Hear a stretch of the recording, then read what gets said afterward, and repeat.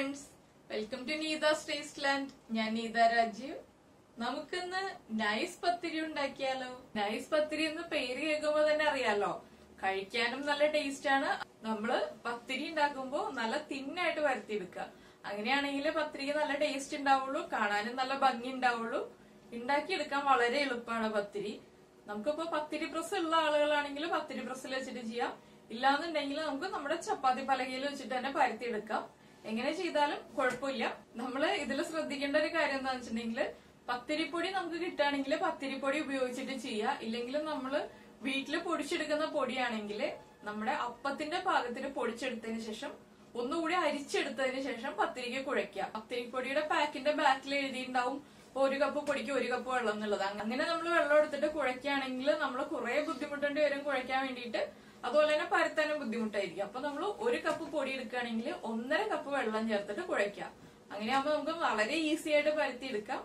അതുപോലെ തന്നെ നമ്മളിപ്പോ പത്തിരി പരത്തിയതിനു ശേഷം നമ്മളൊരു പാത്രം എന്തെങ്കിലും വെച്ചിട്ട് ഷേപ്പിൽ കട്ട് ചെയ്തെടുക്കുക. ആ കട്ട് ചെയ്തിട്ട് ബാക്കി വരുന്ന കട്ട് ചെയ്തതിന് ശേഷം അതിന്റെ ആ ഷേപ്പിൽ കട്ട് ചെയ്ത് എടുത്തതിന് ശേഷം ബാക്കി വരുന്ന പത്തിരിയുടെ മാവ് നമ്മൾ വേസ്റ്റ് ആയിട്ട് കളയേണ്ട ആവശ്യമില്ല. ഇപ്പൊ ചില കുട്ടികളൊക്കെ വിചാരിക്കും ഇപ്പൊ നമ്മളിത് കുറെ വേസ്റ്റ് ആയി പോയല്ലോ, ഇത് എന്ത് ചെയ്യും എന്ന് വിചാരിക്കും. പക്ഷെ അങ്ങനെ അത് ഒരിക്കലും വേസ്റ്റ് ആയി പോവില്ല. അത് നമുക്ക് വീണ്ടും കുഴച്ചതിന് ശേഷം പത്തിരി ഉണ്ടാക്കി എടുക്കാം. അത് ഞാൻ പത്തിരി ഉണ്ടാക്കുമ്പോ കറക്റ്റ് ആയിട്ട് തന്നെ പറയുന്നുണ്ട്. അപ്പൊ എല്ലാവരും നൈസ് പത്തിരിയൊക്കെ ഉണ്ടാക്കിയതിന് ശേഷം റംസാൻ സമയത്ത് ഉണ്ടാക്കി കഴിക്കുക. അതുപോലെ തന്നെ ഇപ്പൊ നമുക്ക് ഡിന്നറായിട്ട് യൂസ് ചെയ്യാം, അതുപോലെ ബ്രേക്ക്ഫാസ്റ്റ് ആയിട്ട് യൂസ് ചെയ്യാം. നമ്മുടെ ഇഷ്ടം പോലെ നമുക്ക് എപ്പോഴാണോ ടൈം കിട്ടുന്നത് അപ്പോ പത്തിരി ഉണ്ടാക്കുക, അതിന്റെ കൂടെ കറിയും ചേർത്തിട്ട് കഴിക്കുക. നല്ല ടേസ്റ്റ് ആണ്. അപ്പൊ നമുക്ക് എങ്ങനെയാണ് നൈസ് പത്തിരി ഉണ്ടാക്കുന്നതെന്ന് നോക്കിയാലോ. നമുക്ക് പത്തിരി ഉണ്ടാക്കാൻ ആവശ്യമായിട്ടുള്ള ഇൻഗ്രീഡിയൻസ് നോക്കാം.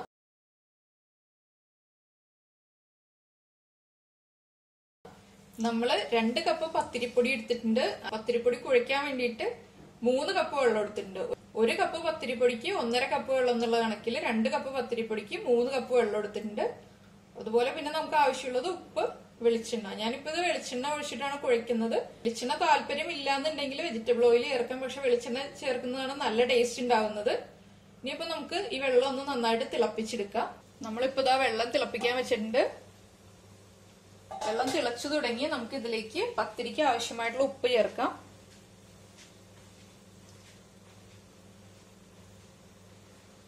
അതുപോലെ തന്നെ ഈ തിളയ്ക്കുന്ന വെള്ളത്തിലേക്ക് കുറച്ച് വെളിച്ചെണ്ണ ആഡ് ചെയ്ത് കൊടുക്കാം. ഏകദേശം 1 ടേബിൾ സ്പൂൺ വെളിച്ചെണ്ണ നമുക്ക് ചേർക്കാം. വെളിച്ചെണ്ണ ചേർത്തിട്ട് കുഴയ്ക്കുമ്പോഴാണ് നമ്മുടെ പത്തിരി നല്ല സോഫ്റ്റ് ആയിട്ട് വരിക. അതുകൊണ്ടാണ് വെളിച്ചെണ്ണ ചേർക്കുന്നത്. ഇനി നമുക്ക് വെളിച്ചെണ്ണയും ഉപ്പും ചേർത്തിട്ട് നന്നായിട്ട് മിക്സ് ചെയ്യാം. ഉപ്പ് ചെക്ക് ചെയ്തതിന് ശേഷം നമ്മൾ പൊടി ചേർക്കുന്നതിന് മുന്നേ ഉപ്പ് ചെക്ക് ചെയ്യുക. ഉപ്പ് കുറച്ച് മുന്നിൽ നിൽക്കണം, വെള്ളത്തിന്റെ പാകത്തിനേക്കാളും കുറച്ച് മുന്നിലായിട്ട് നിൽക്കണം ഉപ്പ്. അങ്ങനെയാണെങ്കിൽ നമ്മുടെ പത്തിരിക്ക് കറക്റ്റ് ഉപ്പ് ഉണ്ടാവുള്ളൂ. കുറച്ച് ഉപ്പ് കുറവാണ്, ഞാൻ കുറച്ചുകൂടി ഉപ്പ് ചേർക്കാണ്.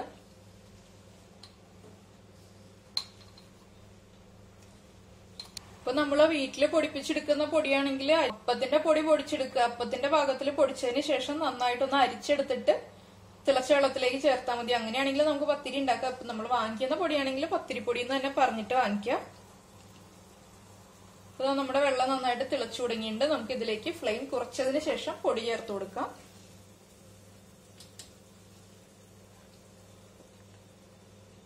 പൊടി ചേർത്തിട്ട് നന്നായിട്ട് ഇളക്കി കൊടുക്കാം.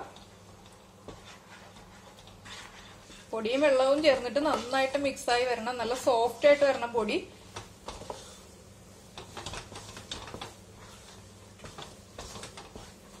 പത്തിരി ഉണ്ടാക്കുമ്പോൾ വെള്ളത്തിന്റെ അളവിലാണ് കാര്യം ഇരിക്കുന്നത്, അല്ലെങ്കിൽ പത്തിരി സോഫ്റ്റ് ആയിട്ട് വരില്ല. നമ്മൾ കുഴച്ച് വല്ലാതെ കുറെ ബലം ഉപയോഗിച്ച് കുഴച്ചെടുക്കേണ്ടി വരും. അങ്ങനെ ആകുമ്പോൾ വല്ലാതെ ബുദ്ധിമുട്ടായിരിക്കും പത്തിരി ഉണ്ടാക്കാൻ. വെള്ളത്തിന്റെ അളവ് കറക്റ്റ് ആണെങ്കിൽ പത്തിരി ഉണ്ടാക്കാൻ നല്ല എളുപ്പമാണ്. അപ്പൊ നമ്മുടെ പൊടി നല്ല സോഫ്റ്റ് ആയിട്ടുണ്ട്. ഇനി നമുക്കിതൊന്ന് 1 മിനിറ്റത്തേക്ക് ഒന്ന് അടച്ചു വെക്കാം. ഞാൻ ലോ ഫ്ലെയിമിൽ വെച്ചേക്കാണ്, ഫ്ലെയിം ഓഫ് ചെയ്തിട്ടില്ല. 1 മിനിറ്റ് ഒന്ന് അടച്ചു വെക്കാം. നമ്മൾ പത്തിരിയുടെ പൊടി അടച്ചു വെച്ചിട്ട് 1 മിനിറ്റ് ആയി. നമുക്ക് ഫ്ലെയിം ഓഫ് ചെയ്യാം.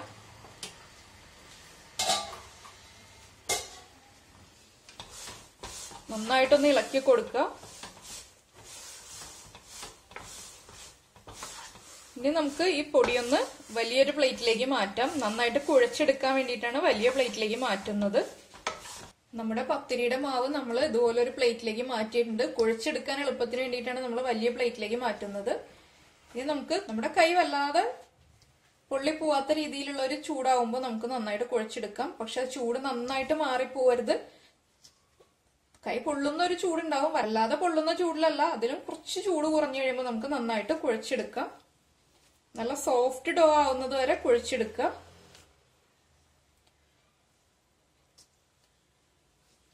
ചൂടോടെ തന്നെ കുഴച്ചില്ലെങ്കിൽ നമ്മുടെ പത്തിരി സോഫ്റ്റ് ആവില്ല. അതുകൊണ്ടാണ് കുറച്ച് ചൂട് നമ്മൾ സഹിച്ചിട്ട് പതുക്കെ ഒന്ന് കുഴച്ചെടുക്കുക. ഞാൻ ഒന്ന് കുഴച്ചെടുക്കട്ടെ. നന്നായിട്ട് കുഴച്ചതിന് ശേഷം കാണിച്ചു തരാം. ഇപ്പൊ ഇതാ നമ്മുടെ പത്തിരിയുടെ മാവ് നന്നായിട്ട് കുഴച്ചെടുത്തിട്ടുണ്ട്. നമുക്കിത് ചെറിയ ബോൾസ് ആയിട്ട് ഉരുട്ടിയെടുക്കാം. നമുക്ക് എത്ര വലിപ്പത്തിലുള്ള പത്തിരിയാണോ വേണ്ടത് അതനുസരിച്ചിട്ട് നമുക്ക് ചെറിയ ബോൾസ് ആയിട്ട് ഉരുട്ടിയെടുക്കാം. ഉരുട്ടുമ്പോൾ നമ്മൾ കുറച്ച് ബലത്തിൽ ഉരുട്ടിയെടുക്കുക. പത്തിരി പൊട്ടി പോവാത്ത രീതിയിൽ നമ്മൾ കുറച്ച് ബലത്തിൽ ബോൾസ് ആക്കി എടുക്കുക.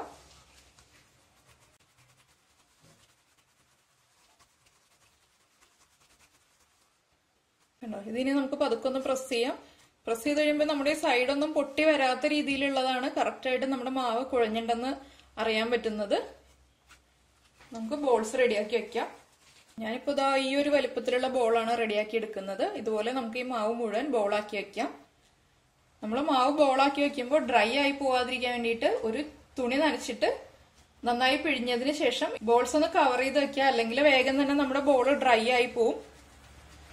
ഇതാ നമ്മുടെ പത്തിരിയുടെ ബോൾസ് എല്ലാം നമ്മൾ ഉരുട്ടിയതിന് ശേഷം ഒരു തുണി നനച്ചിട്ട് നന്നായിട്ട് പിഴിഞ്ഞതിന് ശേഷം ഞാൻ അടച്ചു വെച്ചിട്ടുണ്ട്. ഇതെന്തിനാ ഇങ്ങനെ ചെയ്തതെന്ന് വെച്ചിട്ടുണ്ടെങ്കിൽ നമ്മുടെ പത്തിരിയുടെ ബോൾസ് ഡ്രൈ ആയി പോവാതിരിക്കാൻ വേണ്ടിയിട്ടാണ് ഇതുപോലെ അടച്ചു വെച്ചത്. ഇനി നമുക്കിത് പരത്തിയെടുക്കാം. പരത്തിയെടുക്കാൻ വേണ്ടിയിട്ട് നമ്മൾ പത്തിരിപ്പൊടി തന്നെയാണ് യൂസ് ചെയ്യുന്നത്. പക്ഷെ നമ്മൾ പരത്തുമ്പോൾ ഓരോ ബോൾസ് ആയിട്ട് എടുത്ത് പരത്തുക. ബാക്കിയുള്ളതെല്ലാം നമ്മൾ ഈ തുണി ഉപയോഗിച്ചിട്ട് അടച്ചു തന്നെ വയ്ക്കുക. നമ്മൾ ഓരോ ബോൾസ് ആയിട്ട് പരത്തിയെടുക്കുക. നമ്മളൊരു ചപ്പാത്തി കല്ല് എടുത്തിട്ടുണ്ട്. നമ്മൾ പത്തിരി പ്രസ്സിലല്ല പരത്തുന്നത്, ചപ്പാത്തി കല്ല് വെച്ചിട്ട് തന്നെയാണ് പരത്തിയെടുക്കുന്നത്. നമുക്ക് പത്തിരിയുടെ ഒരു ബോൾ എടുത്തതിന് ശേഷം കയ്യിൽ വെച്ചിട്ട് പതുക്കെ ഒന്ന് പ്രസ് ചെയ്ത് കൊടുക്കുക. ചെറുതായിട്ടൊന്ന് പ്രസ് ചെയ്തതിന് ശേഷം നമ്മൾ എടുത്തു വെച്ചിരിക്കുന്ന പത്തിരിപ്പൊടിയിൽ ഡിപ്പ് ചെയ്തതിന് ശേഷം കുറച്ച് പൊടിയെടുത്ത് നമ്മുടെ ചപ്പാത്തിക്കല്ലിൽ ഇടുക. അതിനുശേഷം ഈ ബോൾ വെച്ചിട്ട് നമുക്ക് പരത്തിയെടുക്കാം. അപ്പൊ പരത്തുമ്പോൾ കനം കുറച്ച് പരത്തിയാൽ മതി. കറക്റ്റ് ഷേപ്പ് ആയി കിട്ടണമെന്നൊന്നുമില്ല. നമുക്ക് ഏതെങ്കിലും ഒരു പാത്രത്തിന്റെ അടപ്പ് വെച്ചിട്ട് കട്ട് ചെയ്തെടുക്കാം കറക്റ്റ് ഷേപ്പില്.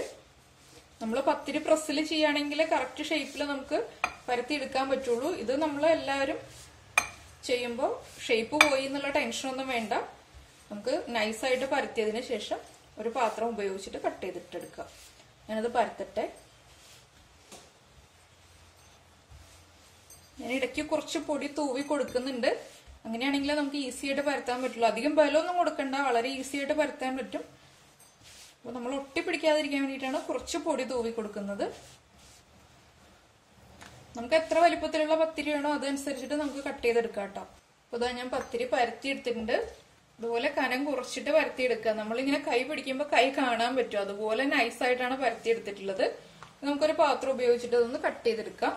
ഞാനിപ്പോ ഇതാ ഇതുപോലെയുള്ള ഒരു സ്റ്റീൽ പാത്രം യൂസ് ചെയ്തിട്ടാണ് കട്ട് ചെയ്തെടുക്കുന്നത്. എഡ്ജ് ഇതുപോലെ നന്നായിട്ട് ഇരിക്കുകയാണെങ്കിൽ നമുക്ക് കറക്റ്റ് ആയിട്ട് കട്ട് ചെയ്തെടുക്കാൻ പറ്റും. ഒന്ന് പ്രസ് ചെയ്ത് കൊടുക്കുക. നമ്മുടെ എക്സസ് ആയിട്ടുള്ള മാവുന്ന് ഇവിടുന്ന് എടുത്ത് മാറ്റുക. കണ്ടോ, ഇതുപോലെ പത്തിരി പരത്തി എടുത്തിട്ടുണ്ട്. നമുക്ക് ബാക്കിയുള്ള പത്തിരി ഇതുപോലെ തന്നെ പരത്തിയിട്ട് എടുക്കാം. പരത്തുമ്പോൾ നമ്മളൊരു 5-6 പത്തിരി പരത്തിയതിന് ശേഷം വേഗം തന്നെ ചുട്ടെടുക്കുക. ഇല്ലെങ്കിൽ മാവ് നമ്മുടെ പത്തിരി ഡ്രൈ ആയി പോവും. അപ്പോൾ ഒരാൾ പരത്തി എടുക്കുകയാണെങ്കിൽ നമുക്ക് അടുത്തയാൾക്ക് ചുട്ടെടുക്കാം. അങ്ങനെ ചെയ്യാണ് ഏറ്റവും നല്ലത്. നമ്മൾ പത്തിരി ചുട്ടെടുക്കാൻ വേണ്ടിയിട്ട് ഇപ്പോൾ നമ്മൾ ചപ്പാത്തി പാൻ വെച്ചിട്ടുണ്ട്. ചപ്പാത്തി പാനിലേക്ക് നമുക്ക് പത്തിരി ഇട്ട് കൊടുക്കാം. പതുക്കെ ഇട്ട് കൊടുക്കുക. മീഡിയം ഫ്ലെയിമിൽ വെച്ചിട്ടാണ് നമ്മൾ പത്തിരി ചുട്ടെടുക്കുന്നത്. ഒരു സൈഡ് ഒന്ന് ചെറുതായിട്ട് കുക്കായി തുടങ്ങുമ്പോൾ നമുക്ക് തിരിച്ചിടാം.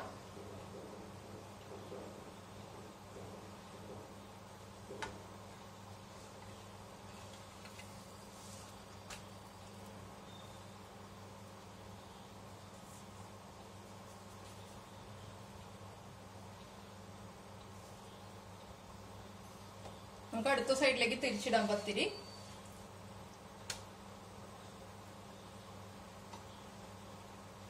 നമ്മൾ തിരിച്ചിട്ട് കഴിയുമ്പോൾ ഇതുപോലെ ചെറുതായിട്ട് പൊങ്ങി വരും. നമ്മുടെ പത്തിരി കുക്കായി വരുമ്പോഴാണ് പൊങ്ങി വരുന്നത്.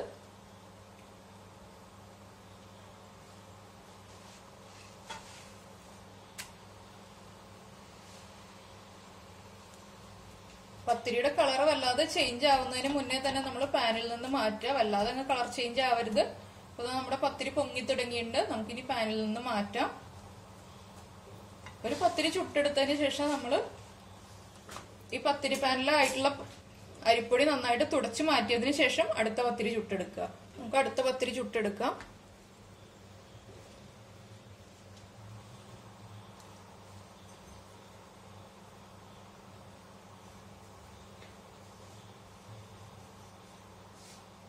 പത്തിരി ഇട്ടതിന് ശേഷം നമ്മൾ കുറച്ച് സെക്കൻഡ്സ് ഒന്ന് വെയിറ്റ് ചെയ്യുക. അതിനുശേഷം തിരിച്ചിട്ട് കൊടുക്കുക. ഒരു പ്രാവശ്യം തിരിച്ചിട്ടതിന് ശേഷം നമ്മൾ വീണ്ടും കുറച്ച് സെക്കൻഡ്സ് വെയിറ്റ് ചെയ്യുക. അതിനുശേഷം വീണ്ടും അടുത്ത സൈഡിൽ തിരിച്ചിട്ട് കൊടുക്കുക.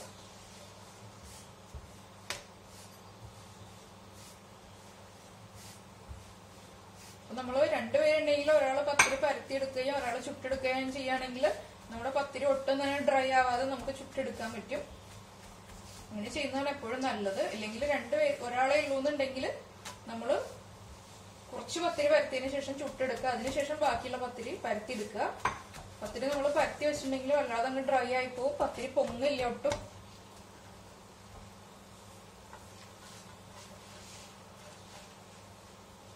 ബാക്കിയുള്ള പത്തിരി ഇതുപോലെ തന്നെ ചുട്ടെടുക്കും. ഇപ്പൊ നമ്മള് പത്തിരി മുഴുവൻ ചുട്ടെടുത്തിട്ടുണ്ട്. ഇത്ര പത്തിരി എങ്ങനെ ഉണ്ടായതെന്ന് വെച്ചിട്ടുണ്ടെങ്കിൽ ഞാൻ കൃത്യമായിട്ട് പറഞ്ഞുതരാം. അപ്പൊ നമ്മൾ ആദ്യം പത്തിരി പരത്തിയതിനു ശേഷം നമ്മള് പാത്രം ഉപയോഗിച്ചിട്ട് ഷേപ്പിൽ കട്ട് ചെയ്തെടുക്കൂലോ. കട്ട് ചെയ്തെടുത്തിട്ട് അതിന്റെ പുറത്ത് വരുന്ന എക്സസ് ആയിട്ടുള്ള മാവ് നമ്മൾ എടുത്തിട്ട് ഒരു പാത്രത്തിൽ എടുത്ത് വെക്കുക. ആദ്യത്തെ റൗണ്ടിൽ എടുത്തു വെച്ചിരിക്കുന്ന ബോൾസ് മുഴുവൻ പത്തിരി ആക്കിയതിനു ശേഷം ബാക്കി വരുന്ന മാവ് ഒരു പാത്രത്തിൽ എടുത്ത് വെക്കുക.